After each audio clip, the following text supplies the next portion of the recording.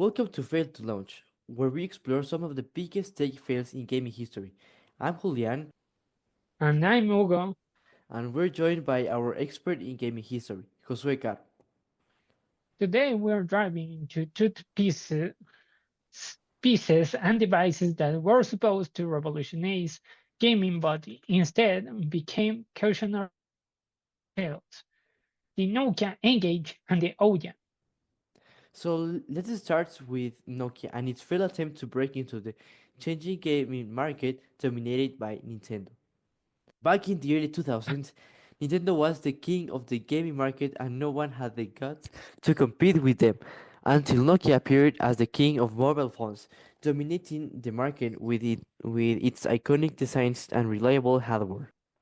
The idea of Nikon was to create a console with Nintendo, combining Nokia's hardware with Nintendo's video games. Um, but right from the start, the N-GAGE had major issues. First, let's talk the design flaws. The infamous side talking feature, where you had to hold the phone sideways, became a meme before ones were even seen. Not to mention, Sorry to about that. change the game's cartridges, um, you had to remove the battery, which made nonsense because imagine you have to restart your home phone to take out the cover, take out the battery, and then you should be able to change the game cartridges, which is just nonsense. And while the hardware was decent for the time, the library was weak with only 30 games. It had some good titles like Tony Hawk's Pro Skater, Rider, but nothing too seriously to change Nintendo's lineup. Otherwise, it was 30% more expensive than a Game Boy Advance. At launch, it costed $300 each. You also needed a phone plan to use it, which was a huge drawback in contrast to Game Boy Advance, which didn't need one and costed 3 times less, which means $100. Both of them had the games for about $30 to $40 each. Besides that, we must mention that its average performance and total performance wasn't that good at all for that huge price. Another issue was Nokia's marketing strategy. Instead of focusing on the gaming audience, they tried to appeal to mobile users who weren't necessarily looking for a gaming device. This split on their target audience and confused potential buyers. The gaming experience itself wasn't great either. While the N-Gage had a powerful processor for its time, developers struggled to optimize games for its all-the-screen resolution and button layout. As a result, many games felt awkward to play. They tried to fix things with the Engage UD, but people wasn't interested about that. But by then, the damage was done. Eventually, Nokia scrapped the N-Gage brand and shifted back to making traditional phones. The failure of the N-Gage showed that hardware design and game libraries matter just as much as innovation. So, in the end, what was the Engage biggest mistake? He tried to do too much at once. A phone, a gaming console, and MP3 player. It spread itself into thing and ended up. Exactly. Instead of perfecting just one feature, they tried to compete in too many markets at once. And when you go against giants like Nintendo and Sony at the same time, you need to come prepared. And in this case, Nokia wasn't. So that's why the Engage suffered a lot. Speaking of failed experiments, let's move on to a more recent flop, the Ouya. The Ouya is a classical example of how Kickstarter led to success. It launched in 2012 with a bold promise a cheap open source gaming console for just $99. Tell us more about it, Mr. Carroll. So, what were the mistakes that the Ouya company made to, well, create such a big failure? So, first of all, they refused to change most of the things they had offered on the concept. When people donated for the Ouya on the Kickstarter post, they were donating for the concept. This means that none of the console was already developed. This means that everything of the console was subject to change. And as lots of little details and lots of the details that had to do with the console development hadn't been revealed yet, so we don't know most of it, but they didn't change most of what they were offering. The Ouya was still being offered as a console that wasn't much more powerful than just a cell phone, and that was the problem. They were still selling it as something that was able to compete with the big ones, Xbox, PlayStation, etc. But they were selling it as, a cell phone that had to make some kind of competition with that consoles. It was just impossible. Also, we have to understand that when your console is subject to change, the most probable thing is that you will change it because some details don't fit or won't fit at all. And they refused to change most of these details, which was their biggest mistake. For example, when you are making a console and it's pretty much just a cell phone or has lots of similar points with cell phones, such as the operative system, which the Ouya had, it makes much more sense to make a portable console rather than just a table one.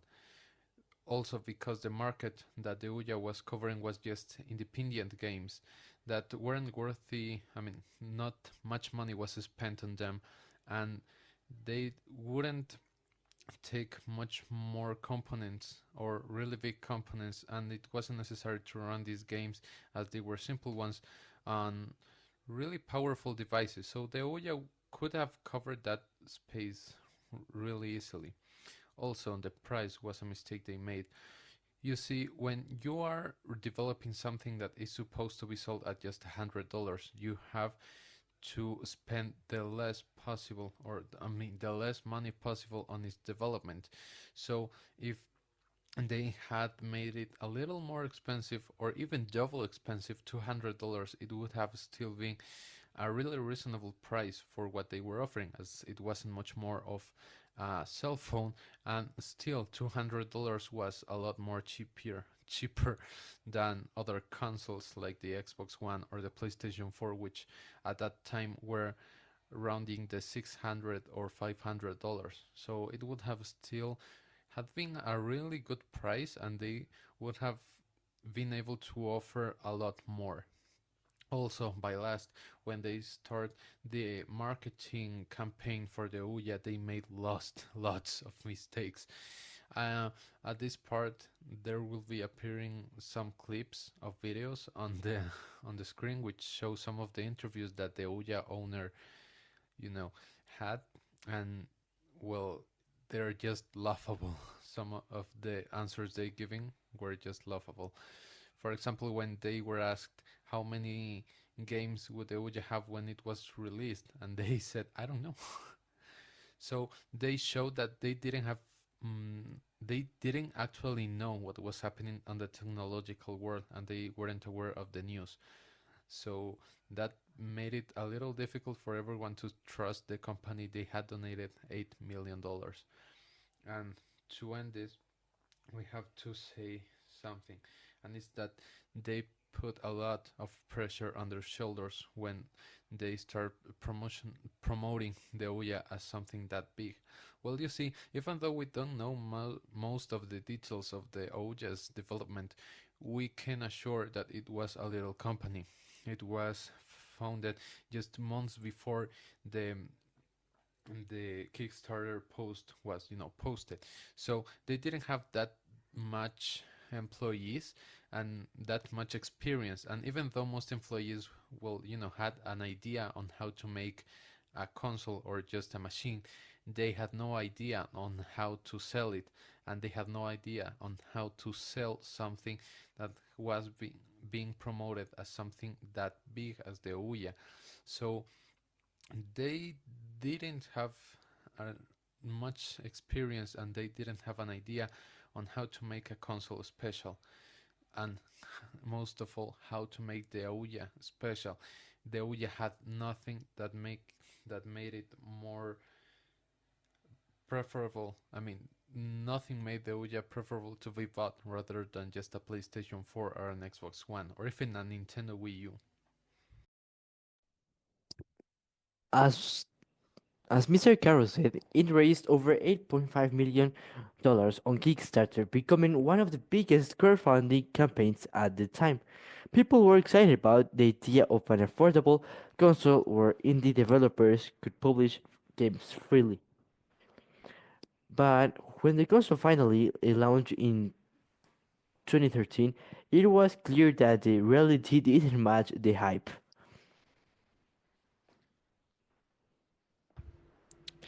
One of the biggest issues was the hardware.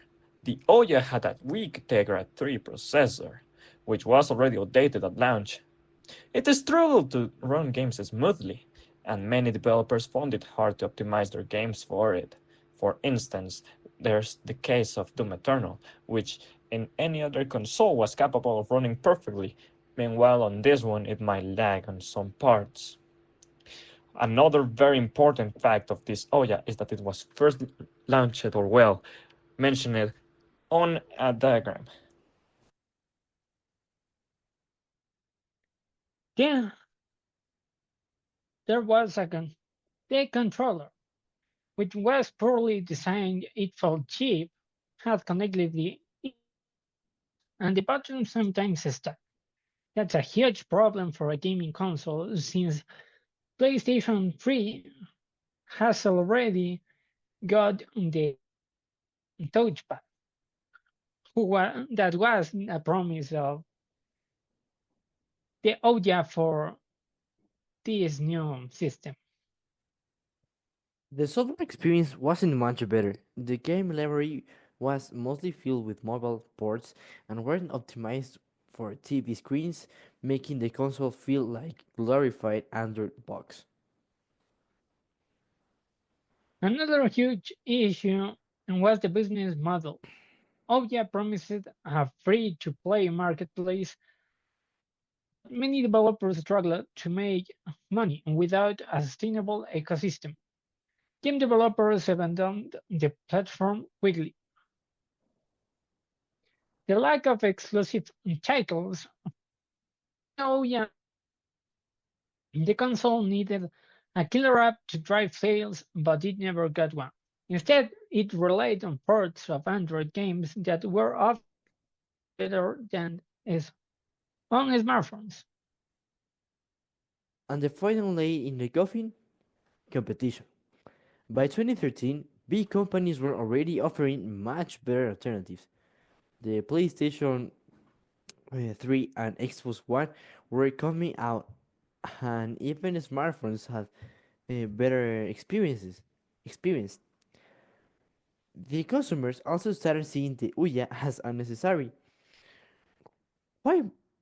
Just think about it. Why would you buy a $99 console when you could just play the same games in your phone or tablet you already own for free?